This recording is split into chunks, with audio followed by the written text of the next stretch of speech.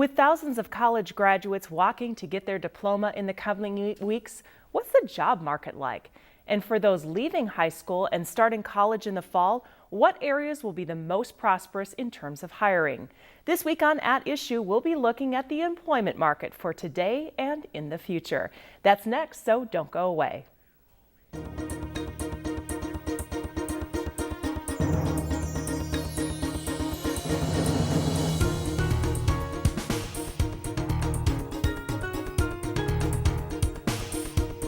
Hello, and thanks for joining me this week on At Issue. I'm your host, Lori Casey. Well, it's that time of year again when caps and gowns are donned and there's a flood of new potential employees on the market. Here at Issue, that got us to wondering about the job market. Whether you're a new graduate, a non-traditional student looking at a new career, or even a high school student still figuring out what you want to do with your future. According to the Bureau of Labor Statistics, the employment rate as of March here in Illinois is at 9.5%, which ranks just below Nevada at the highest rate of 9.7%. But that doesn't mean there aren't jobs out there.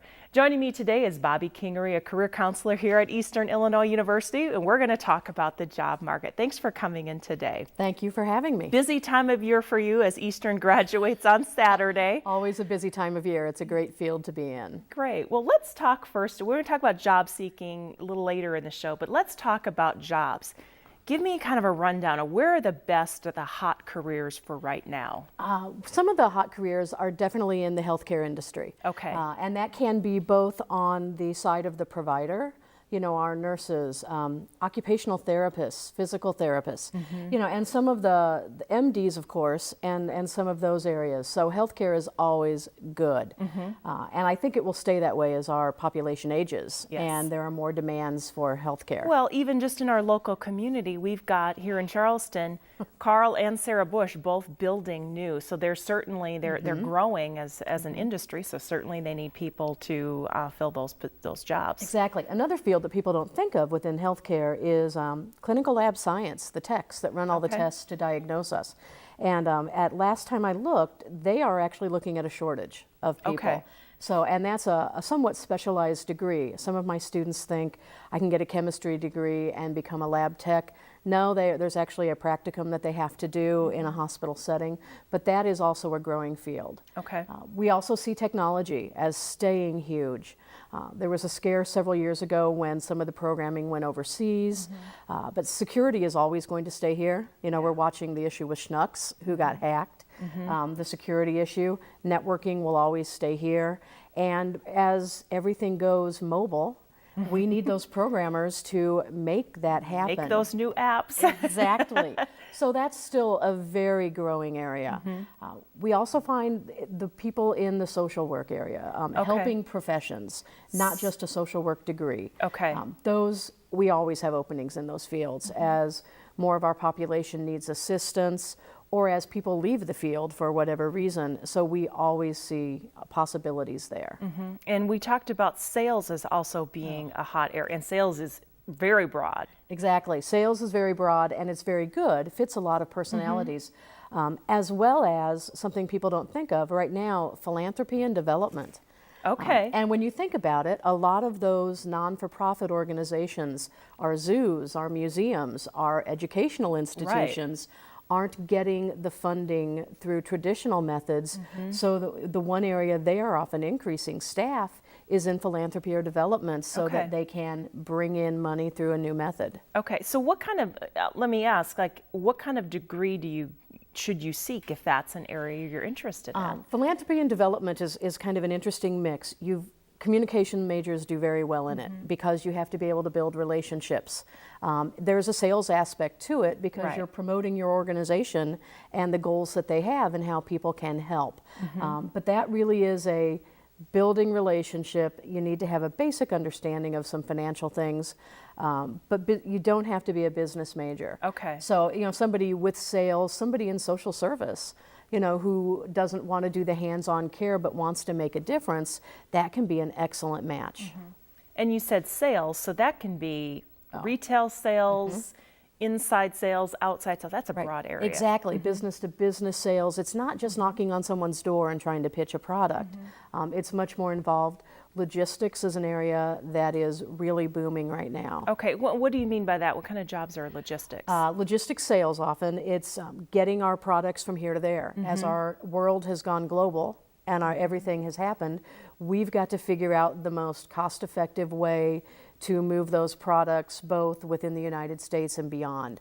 So there are a lot of logistics companies that have been hiring our students in the last few years who can make those sales calls, you know, get those companies who have to move shipments to get it done.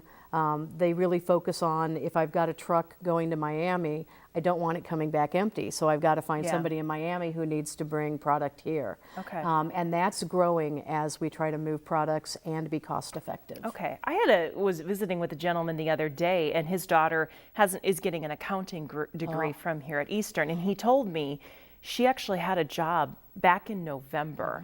So is that just accounting that's a hot job market, or is that kind of any business degree? It's not just accounting, although accounting is huge. It is huge. Our students with a strong GPA have a great chance in accounting. It depends on the majors. I had a group of students that came in for the first time to career services in the fall. And we started doing resume, professional development, let's look at career options. And I had one young lady who went to our career fair in January, made some connections, emailed me before spring break and said, I've got 3 job offers to choose from. And they were in sales and management. So the people who are actively engaged and trying to meet the companies and get themselves out there are having jobs, you know, and I was excited because she's a great girl, wonderful young lady, but she doesn't have the highest GPA, you know, didn't have everything a lot of people push, but she went out there and she did her research and she found companies that matched her and her skill sets and was able to make everything work out.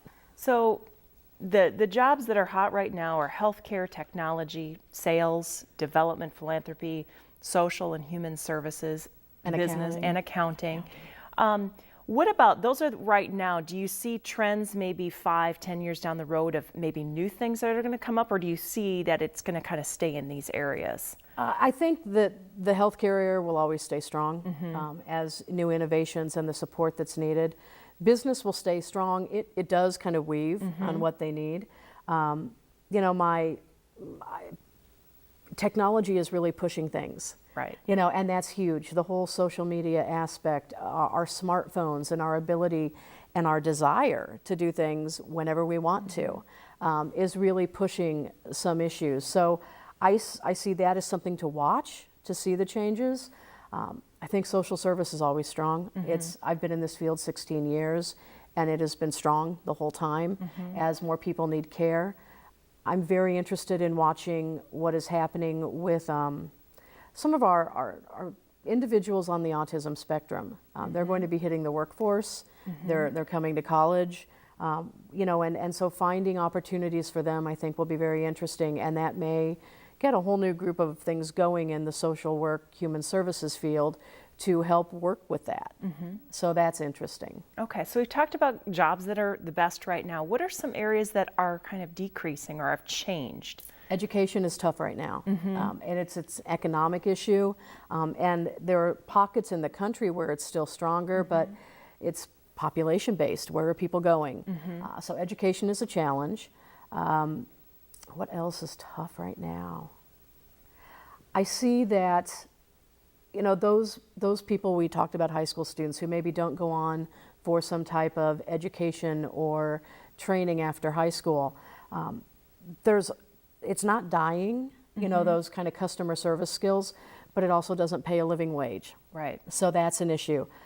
We're seeing a slight increase in manufacturing, which surprised me. I didn't expect to see that. So for people going that route who are interested in doing that hands-on work, there's a little bit of an increase. So that's going well. But as far as Eastern and some of our areas, Everything else is pretty steady. Yeah, but you said education follows a cycle. Do we It does. kind of know when, like, is there a large population of teachers right now that will be hitting retirement, say, in 5 years, or is it 10 years? 5 to 10 years, definitely. The Okay. other issue that is interesting, although teaching in education is rough right now, we still don't have enough administrators. Okay. We don't have enough people who are in the form to become our principals and our superintendents. So, that niche area of ed, if you want to teach, a little challenging, but there are jobs to be found. You just probably can't get it exactly where you want it, and that can be a big issue. But that administration and those, upper leadership positions are still in demand. Okay.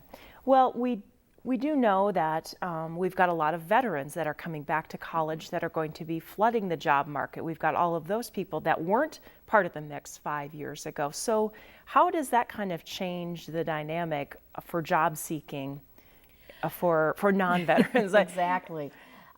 Veterans do often get the veterans points, so they have an advantage. I think it's a little tougher on them even now, though, because so many of the positions that are being filled are very skill specific. And so if you have a veteran with those exact skill sets, they're in a great position. But that's what makes the job market tougher right now. When I graduated in the 80s, we needed a college diploma and a decent personality, and we were fine. Now the employers have very set skills they expect you to come to the table with. Right. And that is what makes things a little more challenging. So I think the veterans will definitely play a role. We've seen corporations saying we're going to hire, 100% of the veterans or fill 120 positions. That's out there, but they still have to be able to do the task at hand. So what are some of those specific job skills or job tasks that you talked about that employers are really looking for, that are key? Technology, definitely technology, the ability to communicate, and that sounds really funny. It sounds so basic, but it's true. And when you think about this younger generation that communicates via electronic ways and means, and not like what we're doing now, it's a skill. You wouldn't think it's a skill, but it's a skill that's being lost. Exactly. And writing, being able to write well is one of the complaints we still hear from a lot of employers, that our students may be able to speak, but their written materials are not strong. And even though times are changing and recruitment is changing, they still have to put a resume together. They may still have to do a cover letter, and that needs to be done well and targeted to that exact position and employer. And if our students haven't learned that skill, or any job seekers haven't learned to do that effectively, they're in trouble. Okay. Well, let's talk about people who may have been laid off, lost their job, thinking about returning to college, our non-traditional students. What do you say to them as they're coming, maybe they're thinking about coming to a four-year university? What advice would you give to them as far as, here's what you should do to ensure that, in 4 years you're going to have a job? Sure. Really, it's figuring out where you want to go. And it's somewhat the same discussion I have with our incoming freshmen. Okay. What doors do you want to have open, and what career fields are you interested in the end result? Because again, those skill sets are getting much more specific. So we have to do professional development activities and make certain that they gain the correct skill sets within the classroom and outside of it, that they network, both through electronic means and face-to-face. That's still the way to get a job. Yeah. The best way. So we work on those things. What skills can they gain through the work experience they've already had, part-time jobs they may be taking. And it's putting all of that together for the individual and saying, okay, these doors shall open. Some of the issues, depending on the age, how do they look? Do they look dated? Because as much as we're not allowed to say that's an issue, that can be an issue.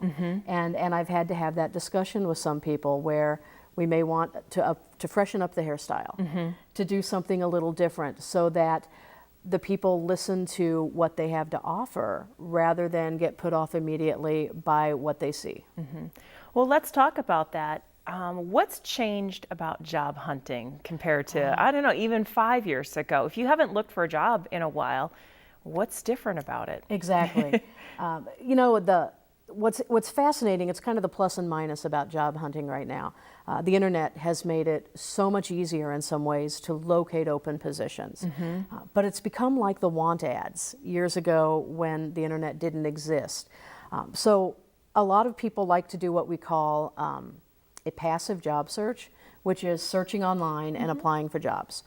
And I tell my students, that's great, but it's you applying for that job with 300 of your closest friends. Yeah. How do you stand out? What people need to do is network. Network both online, LinkedIn. If you're not on LinkedIn, you've made a critical error. Okay. And if you're not using it effectively, that's a mistake. But also taking advantage of opportunities to meet someone face to face, to network that way. And that is probably one of the biggest struggles to get students to do, because it's scary. It's still, as an employer, it's still it's that you can look great on paper, but the true test is how do they do face to face? Because that's who you're hiring. You're not hiring the piece of paper, you're hiring the actual person. Exactly. And if I have 50 applicants for one position, but one of them in the cover letter says that you referred them and you and I are friends, I'm looking at them first. Right. Because I have a basis to say, okay, they think I need to look at this individual. So it's a case of letting people know you're job searching. Because, if you're looking for a job in sales, you don't have to talk to people in sales. You can talk to your dentist who sees everybody and might say when someone comes in, I'm trying to fill this position, well, I had somebody in last week. Yeah. So it's making people aware, people want to help, but you have to put yourself out there. Let's talk about resumes, cover letters. What's changed? Do you still, if you've got, maybe you're non-traditional and you've got 20 years of experience, should you be handing in a 10-page resume? No, no. The difference is I have been working with my clients to have a master resume where we have everything on it. It's almost like your application, because many employers, even in professional positions, still require an application. But then what we are hearing is every resume needs to be targeted to the position. Modify. Yes, because I've talked to employers face to face who say if I hit something that on the resume that I think is fluff or not relevant, I'm done reading. Right. So it really is a case of figuring out exactly what they want and being able to lay that out both in your resume and your cover letter so that they know it's worth their time to look at it. That is the biggest change. When I started, we had targeted cover letters and general resumes. And now they both simply need to be very specific to that position and that employer. Okay, so still paper, electronic? Both. I just read an article this morning on how some people believe that LinkedIn is going to replace paper resumes. Okay. I always want a paper resume so if you go to an interview you can hand it to them, or at a job fair, which are still a recruiting method. So I think paper is important, but we have to have them out on technology. And there are differences. The paper resume, I'm going to put contact information, including your address. If I am posting something out on the World Wide Web that anyone can have access to, I'm not putting an address on it. You don't want your home address on And I probably won't put my phone number. Okay. I will put an email address where people can reach me. So there are some ins and outs within those methods that people need to be aware of. What about on a resume? You've got your contact. Should you put education first or experience first? Does it depend on your age? It does. Okay. The rule of thumb I use is lead with your most relevant experience and go down. Okay. For new college graduates, I usually have education near the top because that is one of their biggest selling points. But I tell them once you've been in the workforce for 2 years or so, education has dropped to the bottom. Okay. And your accomplishments and achievements need to be hitting them right in the face the second they look at it. Okay. So what about posting your GPA as part of, is that more of a new college graduate? I had a 4.0. Yes. And does it matter depending on the kind of job you're applying for? Yes. Okay. Standard is 3.0 or above. Now, sadly, for some of my students, we have some fields where it needs to be higher. Yeah. My students in speech pathology, if they have anything below a 3.7, they're in trouble. Okay. 3.0 is safe. We can play with cumulative GPA versus major GPA. I have a lot of students whose major GPA makes it above a 3, and because of their freshman year, the cumulative GPA doesn't. So we focus on, the courses in their area, which makes sense. Accounting really wants to see it. Sales doesn't care. Yeah. It's your ability to sell and your personality that matters to them. So it is an industry and a career field issue. And if it's not on there and you're in a field that wants it, they assume it's too low. Okay. So what about for someone who does have 20 years of experience and you start putting all those jobs on there, now you got a 4-page resume. How do you maybe filter that down, or what should you include if you are, have a career and you were laid off and you're looking for something different? Focus on the most relevant jobs. Those job seekers who are older have a challenge because as an HR person, if I see a big gap in your employment, and let's say there's 5 years and I can't document it, I start to worry what you were doing during those 5 years. So we need to have some chronological way to do it. You focus on how much description you give. Okay. You don't repeat the same skill set.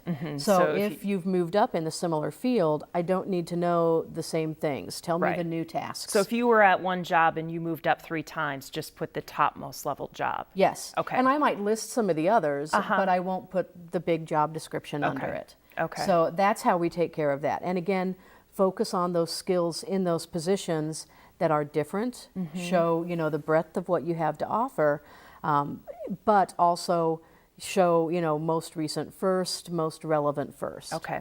Well, let's talk about the role of social media. Talk about some of, we'll start with the negative effects. Do employers look at your Facebook page? Yes, they do. Okay. Many of them do. And this applies to whether you're 21 or 41. Definitely. What should we be thinking about? Yeah. We have to think about how we appear. Okay. What type of person we appear to be on that. We talk to the students, of course, about they document everything visually. Right. Their cell phones take pictures, and that can be a mixed blessing. So be very careful. An employer doesn't know you, but if they go out and they see what you're saying on Twitter or what you're posting on Facebook, and the students tend to be leaving Facebook and heading more toward Twitter right now, they still will find you.